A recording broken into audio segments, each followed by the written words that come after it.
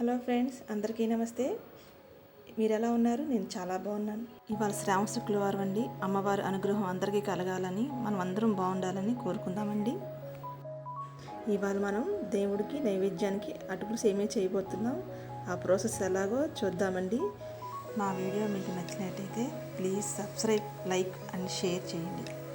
పాలు, యాలక్కాయలు, జీడిపప్పు, కిస్మిస్, అటుకులు, బెల్లం. చూసారు కదా ఏమేమి కావాలో. ఇంకెందుకు ఆలస్యం, మనం వెళ్ళి కుకింగ్ చేసేద్దామండి. అన్నట్టు చెప్పడం మర్చిపోయాను మీకు. ఇవాళ నేను కొత్తగా స్టార్ట్ చేశానండి ఛానల్. మీకు కనుక నా వీడియోస్ నచ్చితే ప్లీజ్ సబ్స్క్రైబ్ చేసుకోండి. ముందుగా మనం పాలు కాద్దామని. పాలు కాగేలోపు మరో స్టవ్ మీద బాండీ పెట్టుకొని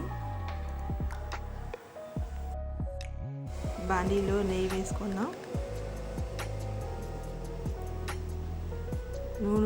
నెయ్యి వేడెక్కాక జీడిపప్పు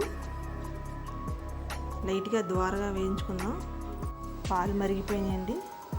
తర్వాత కిస్మిస్ లైట్గా ద్వారగా వేయించుకుందామండి. తర్వాత అటుకులు కూడా లైట్గా ద్వారగా వేయించుకుందాం.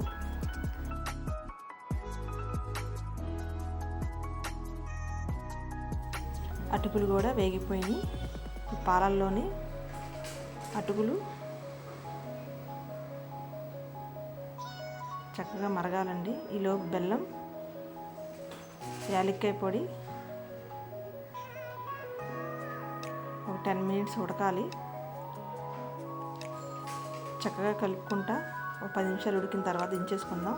ఒక బౌల్లోకి తీసేసుకున్నాక ముందుగా మనం వేయించుకున్న జీడిపప్పు, కిస్మిస్ డెకరేషన్ చేస్తే చాలా బాగుందండి. ఇప్పుడు దేవుడికి నైవేద్యం రెడీ అయిపోయింది. మా ఛానల్ మీకు నచ్చితే ప్లీజ్ సబ్స్క్రైబ్.